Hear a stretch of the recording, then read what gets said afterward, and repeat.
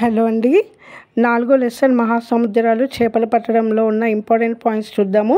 మొదటి భాగమేమో టెక్స్ట్ బుక్లో చెప్తాను. రెండో భాగంలో ఉన్న ముఖ్యమైన పాయింట్స్ నేను నోట్స్ రాశాను, అది చూపిస్తాను. ఓకే.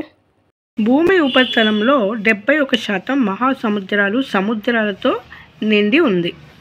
విశాలమైన సముద్ర ప్రాంతాలే మహాసముద్రాలు.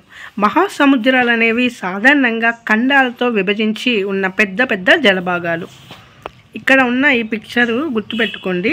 కండతీరపు అంచు, కండతీరపు వాలు, అగాధం, ఇది సముద్ర మట్టం, లోతైన సముద్ర మైదానాలు. ఇవి మహాసముద్ర నిమ్నోన్నత స్వరూపం. మహాసముద్రాలు అడుగు భాగం భూమి ఉపరితలం లాగే ఉంటుంది. సముద్రపు అడుగు భాగం సమతలంగా ఉండదు.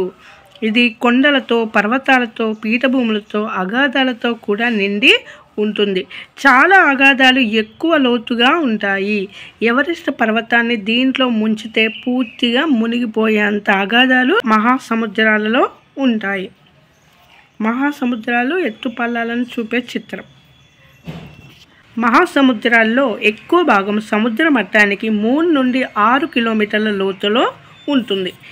అరేబియా సముద్రం, హిందూ మహాసముద్రాలలో అడుగు భాగాల నేలలపైన పర్వతాలు, మైదానాలు, అగాధాలను మనం చూడవచ్చు.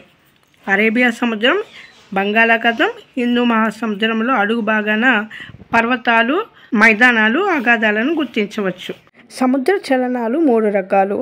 తరంగాలు. సముద్ర ఉపరితలపు నీటి మట్టం హెచ్చు తగ్గులను తరంగాలని అంటాం. హెచ్చు తగ్గులను సముద్రపు ఉపరితలం పైన వీచే సున్నితమైన గాలుల వల్ల తరంగాలు ఏర్పడతాయి. ఈ గాలులు ఎంత వేగంగా వీస్తే తరంగాలు అంత పెద్దవిగా ఉంటాయి. ప్రవాహాలు. సముద్ర జలం ఒక ప్రాంతం నుండి మరొక ప్రాంతానికి పెద్ద ప్రవాహాలుగా ప్రవహిస్తుంది. ఈ ప్రవాహాలు ఒక నిర్దిష్ట దిక్కునకు నిరంతరము సముద్రం ఉపరితలం పైన ప్రవహిస్తుంటాయి. వీటిని సముద్ర ప్రవాహాలు అని అంటారు. ప్రవాహాలు అనేవి ఒక నిర్దిష్ట దిక్కు, అంటే ఒక దిక్కుకు నిరంతరం కూడా ప్రవహిస్తూ ఉంటాయి సముద్రాలు అనేవి. సో వీటిని సముద్ర ప్రవాహాలని అంటారు. సముద్ర ప్రవాహాలు 2 రకాలు. ఉష్ణ ప్రవాహాలు, శీతల ప్రవాహాలు. ఉష్ణ ప్రవాహాలు భూమధ్య రేఖ ప్రాంతం నుండి ధృవాల వైపు ప్రవహిస్తాయి. మనకి గ్లోబ్లో భూమధ్య రేఖ దగ్గర నుంచి ధృవాల వైపు వెళ్తే ఇక్కడ మన భూమధ్య రేఖ వద్ద ఉష్ణోగ్రత అనేది ఎక్కువగా ఉంటుంది కదా. సో అక్కడి నుంచి పైకి వెళ్తే ఉష్ణ ప్రవాహాలని గుర్తుపెట్టుకోండి. శీతల ప్రవాహాలు ధృవాల వైపు నుండి భూమధ్య రేఖ, అంటే పైన ధృవాల వైపు నుంచి భూమధ్య రేఖ వరకు వచ్చే ప్రవాహాలను ఏమంటారు? శీతల ప్రవాహాలని అంటారు. సముద్ర ప్రవాహాలు ప్రధానంగా పవనాలు, సముద్ర జలపు ఉష్ణోగ్రత, లవణీయత వ్యత్యాసం వల్ల ఏర్పడతాయి. పోటుపాటలు. సముద్రంలో ప్రతిదినం నీటి మట్టం లయబద్ధంగా పెరగడాన్ని, తగ్గడాన్ని పోటుపాట్లు అని అంటారు. సముద్ర తీర ప్రాంతాలన్నింటిలో కొన్ని గంటల పాటు పోటు, పర్వవేళ తరంగాలు, కొంతసేపు పాటు లఘువేళ తరంగాలు అని అంటారు. ఇవి వస్తుంటాయి. ఇవి ప్రతిరోజు ఒకే ఎత్తులో ఉండవు. పర్వవేళ తరంగాలు అంటే ఏంటి? పోటు వచ్చినప్పుడు సముద్ర తీరానికి కొంత ముందు వరకు నీరు వస్తుంది, కొంచెం ముందుకు వస్తుంది అన్నమాట. పాటు అంటే లఘువేళ తరంగాలు వచ్చినప్పుడు సముద్ర తీరం నుండి నీరు కొంత లోపలికి, అంటే బ్యాక్కి వెళ్ళిపోతుంది. పోటు, పాట్లు చేపలు పట్టడానికి అనుకూలం. ఇలా ముందుకు వెనక్కి వెళ్ళేటప్పుడు చేపలు అనేవి ముందుకి వచ్చేస్తాయి కాబట్టి పట్టుకోవడానికి ఈజీగా ఉంటుంది. సముద్ర జలం అనేది ముందుకు వస్తే దాన్ని పోటు అంటారు. సముద్ర ప్రవాహం అనేది వెనక్కి వస్తే దాన్ని పాటు అని అంటారు.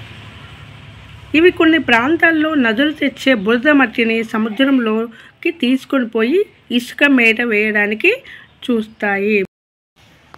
2వ భాగము మనకి టెక్స్ట్ బుక్లో అర్థం కాదు. సో దీన్ని నేను పాయింట్స్ వైజ్గా రాసుకున్న నోట్స్ చూపిస్తా. 2వ భాగము బావనపాడు గ్రామం ఆంధ్రప్రదేశ్లో ఒక గ్రామం. ఈ గ్రామం తీర మైదానంలోని మత్స్యకారుల గ్రామం.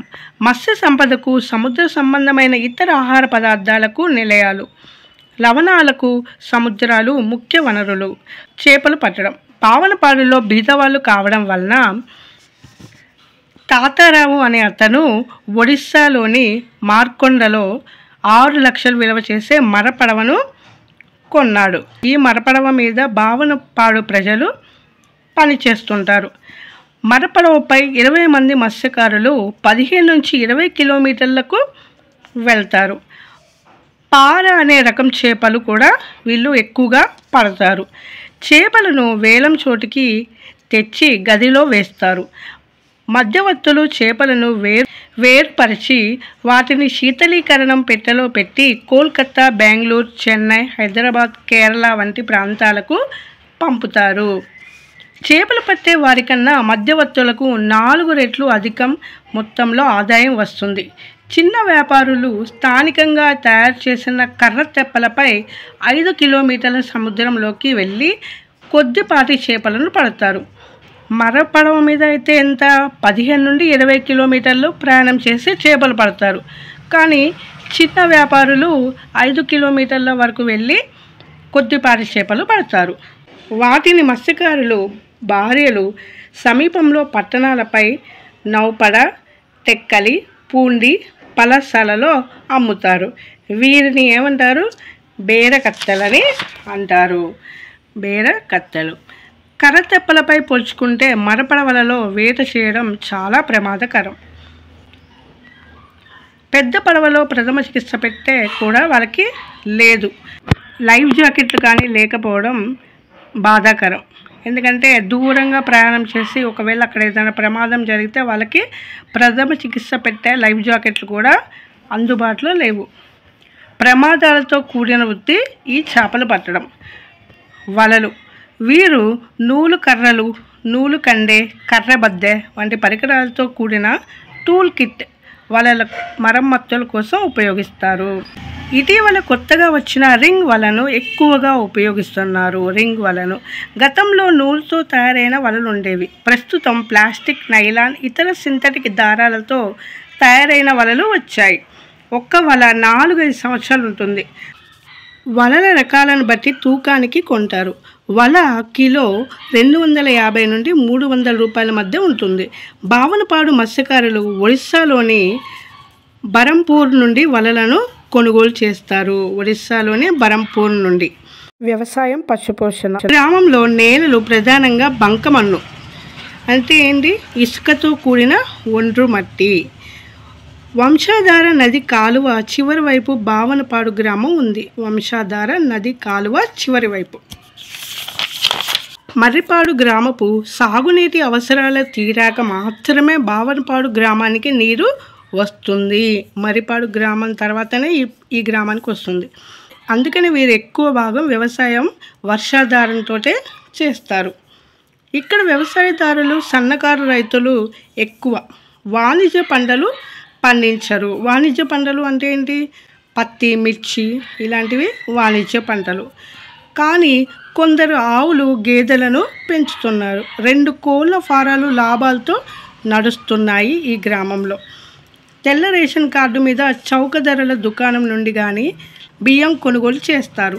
లవణీయత, తాగునీరు, మంచినీరు. గ్రామంలో లవణీయత సమస్య ఉప్పతనం ఉంది. సముద్ర తీరంలో 8 నుండి 10 అడుగుల లోతు తవ్వితే మంచినీరు వస్తుంది.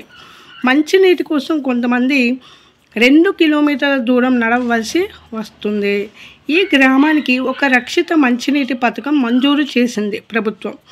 ఈ పథకానికి సమీపంలోని గ్రామమైన సూర్యమణిపురం నుండి పైపుల ద్వారా నీటిని తరలిస్తారు. సామాజిక జీవనం. గంగమ్మ, గౌరిని, శివుణ్ణి పూజిస్తారు. తమ పడవలకు, వలలకు పూజ చేస్తారు. ప్రధానమైన పండుగ గౌరీ పూర్ణిమ. వీరు గ్రామ సాధారణ నిధి ఉమ్మడి సొత్తు నుండి ఈ పండుగను ఖర్చు చేస్తారు. బుర్రకథలు, హరికథలు, రికార్డు డ్యాన్సులు ప్రదర్శిస్తారు. పిల్లాస్ అని పిలిచే కుల పెద్ద నిర్వహిస్తారు ఈ యొక్క కార్యక్రమాన్ని. వివాదాలను పరిష్కరిస్తారు. జరిమానాలు విధిస్తారు. వసూలైన గ్రామ సాధారణ నిధికి అమలు చేస్తారు. ఇదండి ఈ పాఠంలో ఉన్న ఇంపార్టెంట్ పాయింట్స్. ఒక్క పాయింట్ కూడా వదలకుండా అన్ని ఇంపార్టెంట్ పాయింట్స్ నేను రాసుకున్నాను. ఈ వీడియో నచ్చితే లైక్ చేయండి, సపోర్ట్ చేయండి. Thanks for watching.